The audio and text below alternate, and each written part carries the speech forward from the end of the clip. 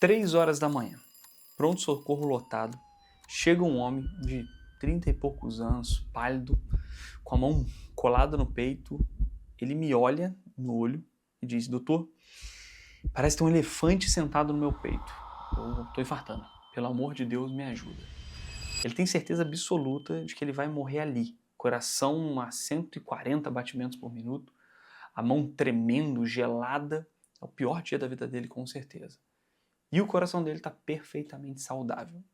Esse homem sentiu no peito exatamente o que se sente no infarto, só que o problema dele começou no cérebro. O coração dele estava intacto. E o mesmo mecanismo que disparou aquilo nele pode estar rodando no seu corpo, agora, em marcha mais lenta, enquanto você está assistindo esse vídeo. Eu sou o Dr. João Marcos, eu sou médico, trabalho com neurociências, neurologia, já aí tenho 14 anos nessa caminhada. E eu vou começar por uma verdade que muita gente ainda trata como frescura. A ansiedade ela é física, é uma biologia pura. Ela adoece o seu corpo antes de virar um pensamento na sua cabeça. E hoje eu vou te mostrar como que ela se disfarça para você finalmente conseguir dar nome ao que você sente. E aí, vamos sair do automático? No centro do seu cérebro existe uma estrutura chamada amígdala, que não tem nada a ver com essa amígdala aqui da garganta, tá? Essa amidalite que a gente tira, né? Tem gente que tem amidalite de repetição, tira, essa amígdala aqui não dá pra tirar não, tá? Só que quem tira não fica vivo não. Ela é o seu sensor de fumaça, né? O seu alarme de incêndio no cérebro. Quando ela detecta uma ameaça, ela dispara uma via que a gente chama de eixo HPA, que avisa, né? Então o hipotálamo avisa a hipófise, que avisa a adrenal e avisa o nosso corpo, né? Ele é inundado de cortisol e adrenalina. E olha que interessante, né? O cortisol ele trabalha a nosso favor. Ele dá energia para a gente reagir ao perigo. O estrago parece acontecer quando o perigo não vai embora. Quando o alarme ele quebra e fica tocando 24 horas por dia, já viram isso? Esses carros na rua, às vezes, que fica tocando aquele alarme ensurdecedor, vontade de quebrar aquilo lá, e a gente não sabe quem é o dono daquele carro, será que é o meu? É mais ou menos isso que pode acontecer no nosso cérebro. O cérebro ele entra no estado de hipervigilância crônica. Ele para de desligar, ele não consegue mais desligar. E aí a nossa vida começa a desmoronar. A perda da hierarquia, né? O que acontece? Vou dar um exemplo aqui. Quando esse alarme ele fica ligado o tempo inteiro, o cérebro ele perde a capacidade de filtrar o que é grave, o que é bobagem. Tá? Ele vai perdendo a hierarquia dos problemas. O exemplo que eu quero dar aqui, ó, pensa comigo. Imagina uma mãe com esse sistema de alerta totalmente desregulado. O seu filho corre para a rua com um caco de vidro, né, o cérebro dela dispara um alarme, né, de emergência ali máxima. Não, é arriscado, né? Perfeito, né? É exatamente para isso que serve esse sistema. Mas a ansiedade crônica, né, vai acontecer como?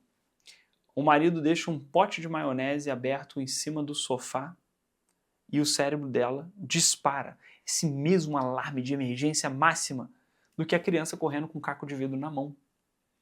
Porque pode ter chance, a criança pode se machucar, a maionese pode cair no sofá, você não acredita, já falei várias vezes isso pra você não pode fazer isso. Sabe, é um desespero muito grande. Uma criança correndo com um caco de vidro é mais sério do que a maionese no sofá, pô. O sofá a gente limpa, compra um novo. Sei lá, cara, um corte numa criança, dependendo do local, né? É mais difícil de fazer alguma coisa, uma sutura, ou sei lá, Deus me livre, uma coisa mais séria. Então, existem riscos que são diferentes. Um estado de hipervigilância, ele vê tudo igual, ele perdeu a hierarquia. A reação química no corpo vai ser idêntica. Uma explosão de raiva no peito, né, no peito, um aperto, um grito. Então, ela reage à maionese no sofá com a mesma intensidade com uma faca no pescoço, por exemplo. Pô. Essa mãe, ela para de ver de verdade e passa o dia inteiro só apagando incêndio. Ela vai dormir exausta porque ela vai se sentir a pior pessoa do mundo. Pô, eu sou muito estressada, eu sou uma mãe horrível. Isso tem nome, é perda de hierarquia. É um dos sintomas mais clássicos da ansiedade. Né? O seu alarme travado no volume máximo o tempo todo. Você já passou por isso? Imagino que sim. Deixa eu te mostrar como que esse alerta ele se disfarça no corpo, porque antes de virar pensamento, a ansiedade ela vai gritando dentro dos nossos órgãos. E eu vejo isso no consultório o dia inteiro. Costumam começar pela cabeça, né? Aquela dor de cabeça que aperta, que começa na nuca meio apertado, vai subindo, faz como se fosse uma faixa em volta do crânio. Tem até um estudo nos arquivos de neuropsiquiatria, arquivos brasileiros, né, mostrando a ansiedade em 60% de quem sente isso de forma episódica e em 44% de quem sente isso de forma crônica. é o corpo meio tensionado, né? Ele vai tensionando o pescoço, ombro, é meio que para uma briga que nunca chega.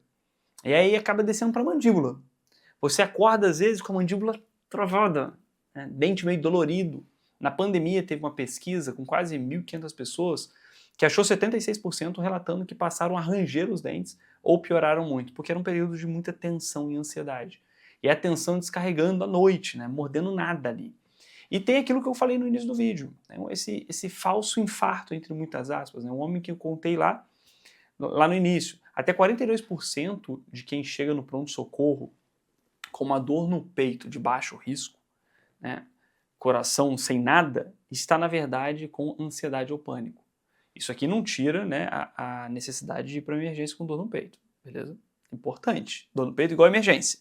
Mas é só para a gente entender que quem não tem problema cardíaco costuma essa dor no peito ser causada por uma ansiedade. E o pior, tem num estudo de emergência, só 2% dessas dores no peito foram reconhecidos como ansiosos na chegada. O resto vai fazer tudo mesmo, né? Eletro, remédio para coração. Teve gente que chegou a tomar várias medicações, não foi definido como ansiedade, viu que não é um infarto, mas aí pronto, vai embora para casa e vida que segue, procura seu médico depois.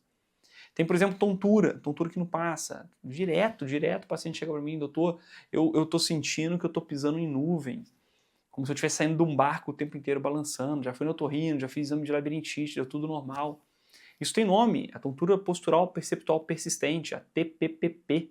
O seu cérebro está perfeito, né? Mas você está ansiosa e isso pode trazer esse estado de vigilância o tempo inteiro. Então, o nosso corpo, o nosso cérebro fica vigiando, né? O próprio equilíbrio o tempo inteiro, sem parar. Quanto mais você vigia, mais ele falha.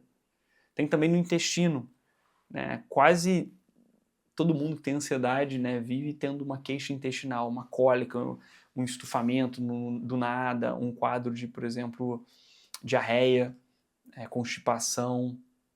O intestino e o cérebro eles conversam o tempo todo. Ele tem uma ligação ali pelo nervo vago. Existe aquilo que a gente chama de eixo intestino-cérebro.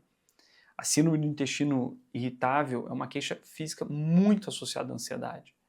De novo, se sua cabeça está em guerra, né, o intestino ele entra no combate junto, o seu corpo inteiro, seu olho, né, tudo faz parte. Tem muita gente que fala embaçamentos visuais. Lógico que todos esses sintomas que a gente está discutindo aqui, a gente vai procurar um especialista, dependendo, né, conversar com o seu médico.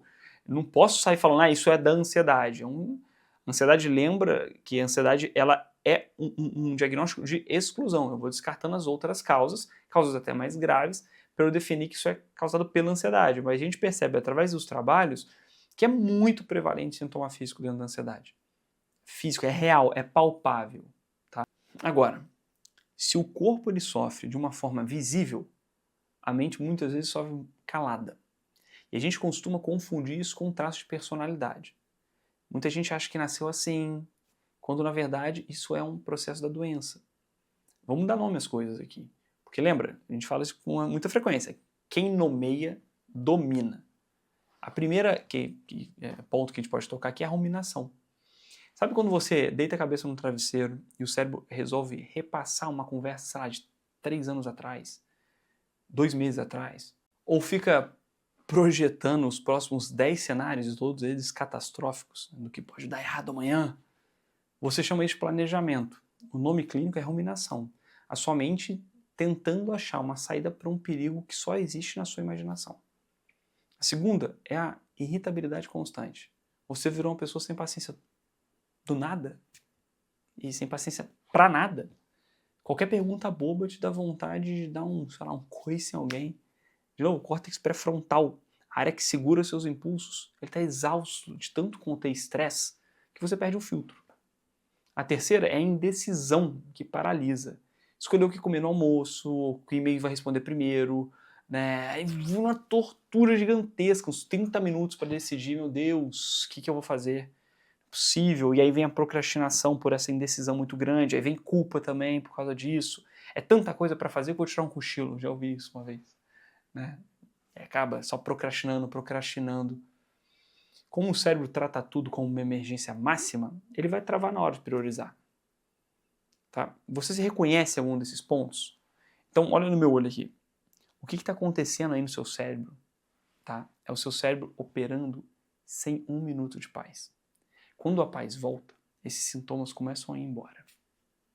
Mas agora presta muita atenção no que eu vou te dizer. Isso é inegociável. Se você sente dor no peito, falta de ar, tontura, cansaço extremo, como eu falei, a sua primeira obrigação é ir ao médico investigar a parte física. Ponto. Não adianta assistir esse vídeo e falar, o doutor João disse que aperto no peito é ansiedade. Não vou lá não. Vou ficar em casa, vou meditar, fazer exercício da respiração que ele já ensinou. Não faz isso, pelo amor de Deus. De novo, medicina, ansiedade é diagnóstico de exclusão, tá? Isso quer dizer que primeiro você precisa ter certeza que seu coração está bem. Sua tireoide está legal, né? Que você não tem deficiência de vitamina B12, que você não tem deficiência de vitamina D, tá? Isso é importante, porque são múltiplas causas, são causas idênticas aos sintomas da ansiedade. A ansiedade mimetiza coisas sérias. Tá? Você foi ao médico, fez seus exames, descartou as causas físicas, deu tudo normal, beleza, aí a gente está falando da ansiedade, tá? E aí a gente está discutindo o que tem nesse vídeo. Então, ir para o pronto-socorro, a primeira crise é prudência, tá? Você fez certo, você não fez errado não. O médico pode te julgar que você foi no pronto-socorro por ansiedade. Dane-se, errado está ele. Você está certo. O ideal é que você vá mesmo, pecar pelo excesso. Vai pecar pela falta, Deus me livre, acontecer uma coisa pior, ser um outro tipo de doença, tá? O erro, ou o problema tá em você voltar toda semana lá, sem tratar a causa verdadeira. Aí também está dando mole, né? A gente tem que ver. Então, se você fez os exames, deu tudo normal, respira, você pode respirar mesmo, seu corpo está do seu lado. Ele só está te avisando com todas as letras que você precisa de ajuda. E ajuda começa agora, com uma coisa que você vai fazer nos próximos 60 segundos, tá? Ainda aqui comigo. Quando o alarme dispara e a sua respiração acelera, então vira o jogo pela respiração. Puxa o ar pela barriga, contando até 4, segura 2 a 3 segundos, solta bem devagar, contando até 6. A respiração longa é que avisa o cérebro que o perigo passou e começa a desligar a adrenalina. Faz 3 vezes isso comigo agora. Então você puxa,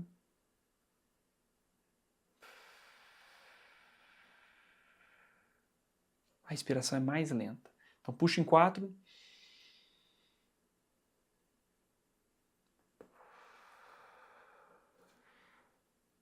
Você vai fazendo isso algumas vezes. Vamos lá, você vai fazendo. Você vai sentindo o corpo dando uma afrouxada um pouco. Não sei se você reparou. Essa é a primeira ferramenta, de graça, tá vendo? Esse é o primeiro socorro, é de verdade mesmo. A saída é de verdade. Primeiro, a saída é você entender o que acende o alarme e aprender a desarmar ele. Se você já cansou de conviver com isso e quer olhar, ter um olhar clínico no seu caso, o link para marcar uma consulta comigo está aqui na descrição. Agora, se você quer também ter outras ferramentas, a gente vai se vendo aqui no próximo vídeo para você continuar saindo do automático. Sentir automático. Agir a escolha. Até lá.